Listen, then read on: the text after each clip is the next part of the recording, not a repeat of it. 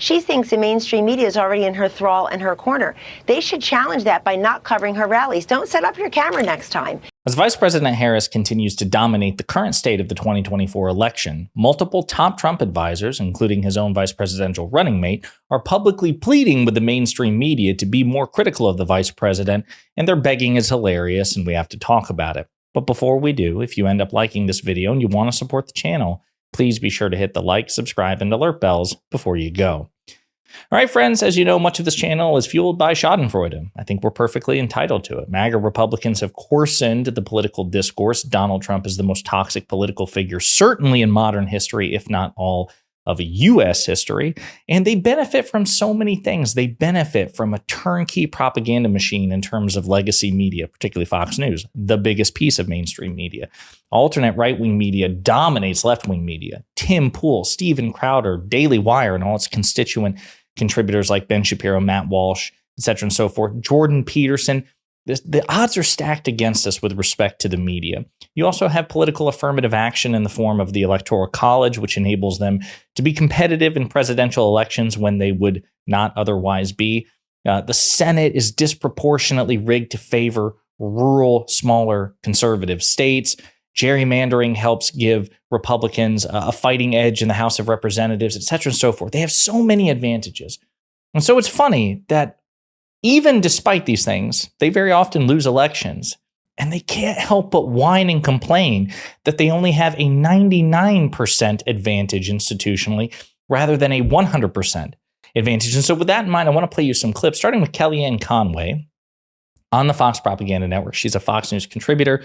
She is a close ally and surrogate of Donald Trump. And to be very clear, she's very talented. She is, as far as I'm concerned, the ultimate spin doctor on the right. She has never been confronted with a fact that she couldn't effortlessly pivot, very dishonestly, but she is quick on her feet. She is at the point where she's begging the media to either stop covering the rallies of Vice President Harris or to be infinitely more critical, to basically, please give us, instead of a 99% advantage, please give us a 100% advantage because we desperately need it because Donald Trump is so terrible. We're going to play the clip and unpack it together. Feature of campaigns. And I would say this to the mainstream media. Kamala Harris is ignoring you because she thinks she already has you. For the same reason she doesn't go and spend a dime chasing people who vote 100% of the time and 100% of the time for Democrats, she thinks the mainstream media is already in her thrall and her corner. They should challenge that by not covering her rallies. Don't set up your camera next time. If she's not going to answer your questions, don't give her the service of covering her rallies. Please, media, please stop covering her rallies. Now, when Donald Trump was president, of course, he didn't even have regular press briefings. There were long stretches where they had none at all.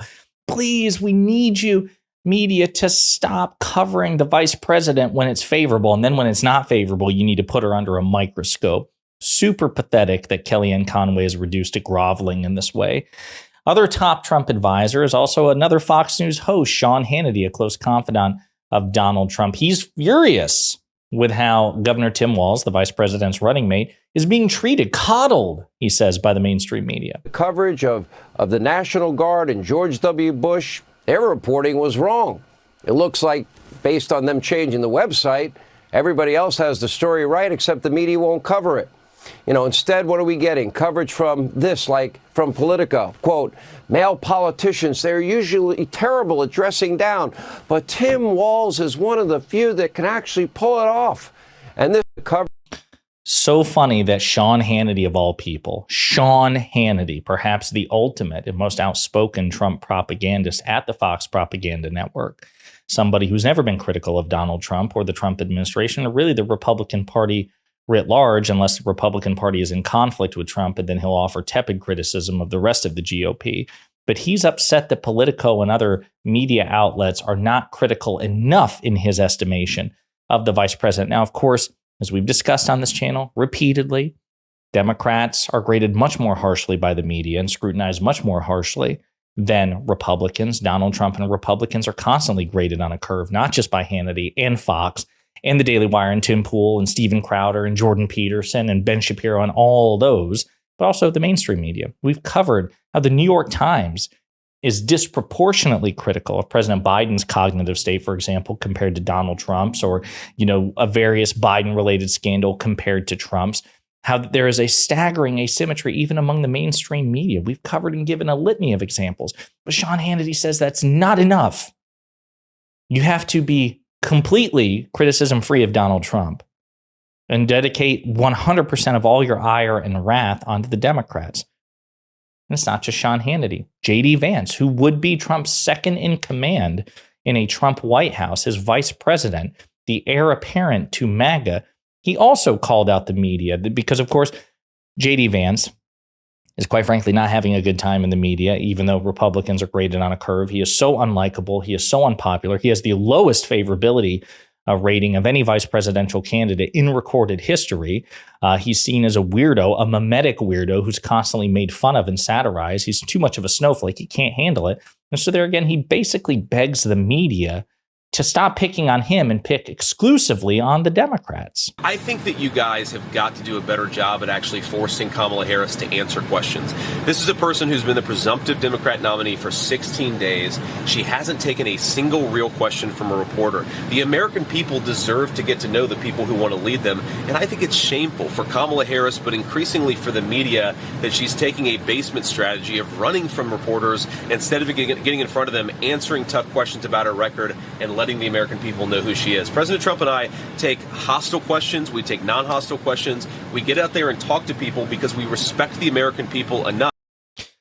They don't respect the American people, which is why in a previous video I mentioned that Lawrence O'Donnell, a veteran journalist and MSNBC host, called out even his own network on air, as well as the rest of the mainstream media, for simply accepting words coming out of Trump's mouth, even though they're lies and even though they don't substantively engage with the question. They accept answers and responses from Trump that they would never tolerate from President Biden or Vice President Harris, or would dedicate multiple op-eds and column inches towards, criticizing, right? But because it's Trump, because it's the Republicans, they can just make mouth sounds, just make noise, and it's taken at face value and given as much weight as a substantive answer from a Democratic politician. But again, J.D. Vance says this is not enough. It's not just J.D. Vance. Ben Shapiro, the Daily Wire, is very upset that the vice president hasn't been asked a, quote, adversarial question. Ari Fleischer on the Fox Propaganda Network saying the same things. Hey, mainstream media and White House press corps, I'll bet you Kamala Harris won't let you ask her any questions today, but it seems as that's okay with you. Boy, have you changed. It wasn't long ago you would rise up and fight against us, but now to beat Trump, it's okay with you. Do your jobs.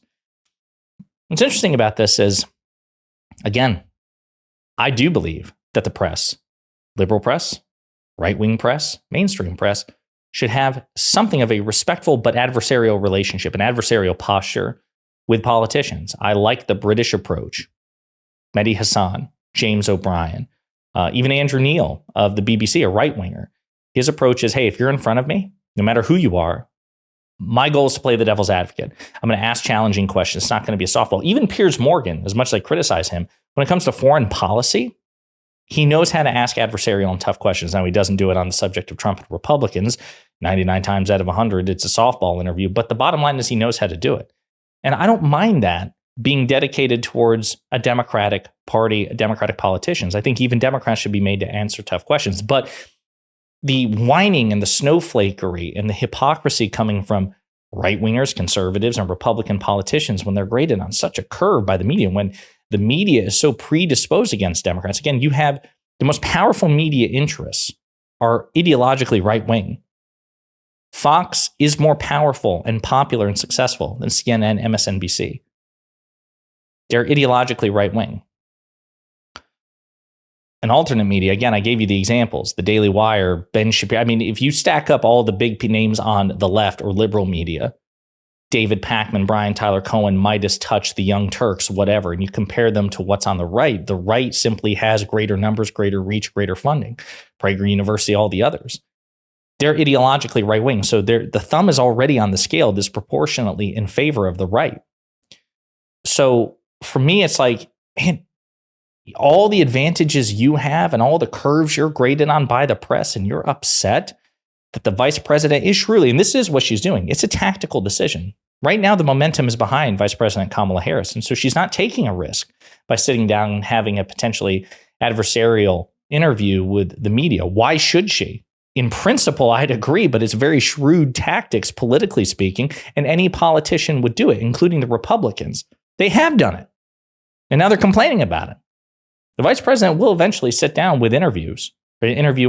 She has before, she will again. Right now, it's in her political best interest to just let this momentum carry and try to drag it out as long as possible. It's very smart.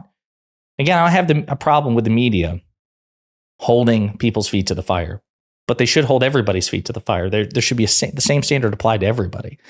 And even though Kellyanne Conway, J.D. Vance, Ben Shapiro, and all these others want to pretend, Sean Hannity want to pretend that Trump is being graded more harshly compared to the Democrats, the facts reveal that that is absolutely not the case. And so again, I just love it that they're so fed up and so sensitive that they're begging the media to be hostile to Democrats. That just goes to show that they recognize Trump has lost momentum, and that even though they may never admit it publicly, they deeply fear that they may have lost this election. Let me know what you think in the comments.